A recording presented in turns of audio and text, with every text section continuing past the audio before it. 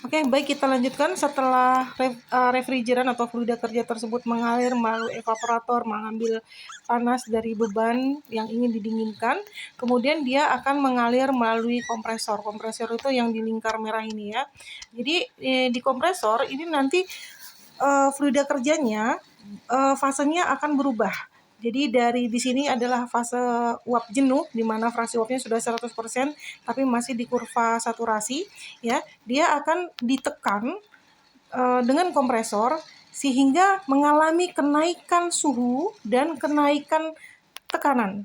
Jadi kalau Anda lihat di sini di kompresor, dia membutuhkan kerja dari luar. Jadi kerja yang digunakan untuk memutar blade atau sudu-sudu di kompresor tersebut untuk menaikkan, akibatnya gitu loh, refrigerannya itu mengalami kenaikan temperatur. Jadi dari keluarnya kompresor itu kan ke titik ketiga ya. Jadi titik ketiga ini suhunya, keluaran kompresor refrigerannya itu lebih tinggi suhunya dan lebih tinggi juga tekanannya.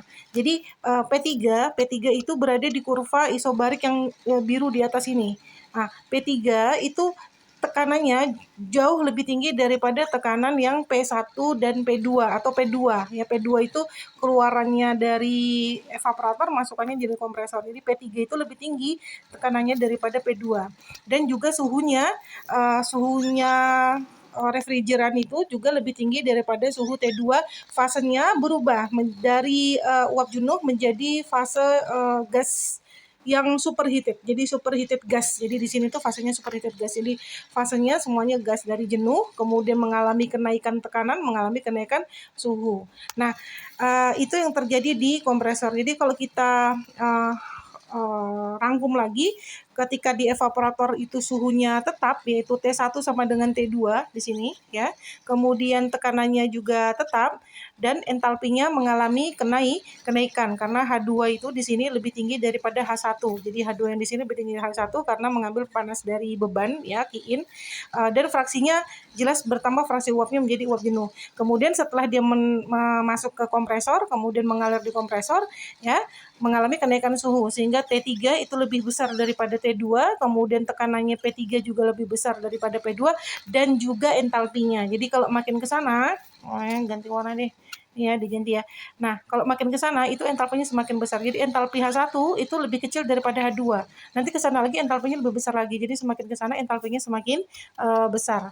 Nah, bagaimana analisis energinya? Mari kita lihat di sini bahwa semua komponen di dalam refrigerasi ini karena ada massa yang masuk dan ada massa yang keluar, ada energi masuk dan energi yang keluar, semua kita analisis dengan kondisi steady state ya. Jadi setiap komponen itu tidak ada akumulasi, artinya loss semua, artinya energi yang masuk itu sama dengan laju energi yang keluar. Kemudian energi yang masuk di dalam sistem kompresor ini adalah hanya energi aliran dan dari maksudnya energi aliran yang dibawa oleh refrigeran ini. Jadi M dot dikali H2 sebenarnya ada kinetik dan potensial, tapi perbedaannya tidak signifikan dibandingkan dengan yang keluar, sehingga energinya itu ada dua komponen, yaitu M dot dikali H2 dan kerja dari luar ya, kerja yang dari luar untuk memutar blade-blade itu ya, blade-blade di kompresor tersebut. Nah, jadi ada energi yang masuk itu M dot dikali H2 dengan kerja kompresor, sehingga mengakibatkan adanya kenaikan entalpi. Jadi setelah dia mengalami kenaikan suhu, setelah dia mengalami kenaikan tekanan ya, pasti itu ya.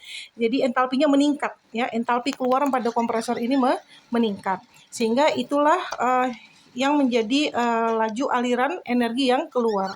Kalau kita rapikan persamaan aljabar sederhana ini, sehingga kita dapatkan bahwa kerja kompresor itu adalah M dot dikali H3 dikurangi H2. Jadi yang ini, yang di stabilo ini, nah ini ya. Jadi ini adalah entalpi, H3 itu adalah entalpi keluarannya kompresor, H2 adalah entalpi inputannya kompresor. Jadi atau keluarannya dari evaporator. Jadi seperti itu. Kompresor meningkatkan entalpi dari refrigeran atau fluida kerja persamaan energinya seperti ini. Jadi fasenya itu sudah fase gas. Dan di T3 ini suhunya tentu lebih tinggi daripada suhu lingkungan di luar ruangan yang didinginkan. Supaya apa? Supaya nanti dia bisa melepas panasnya melalui apa? Melalui nanti ada proses namanya kondensor. Nanti di sini kita lanjutkan di video selanjutnya. Oke, baiklah. Assalamualaikum warahmatullahi wabarakatuh. Semoga bisa dipahami. Oke.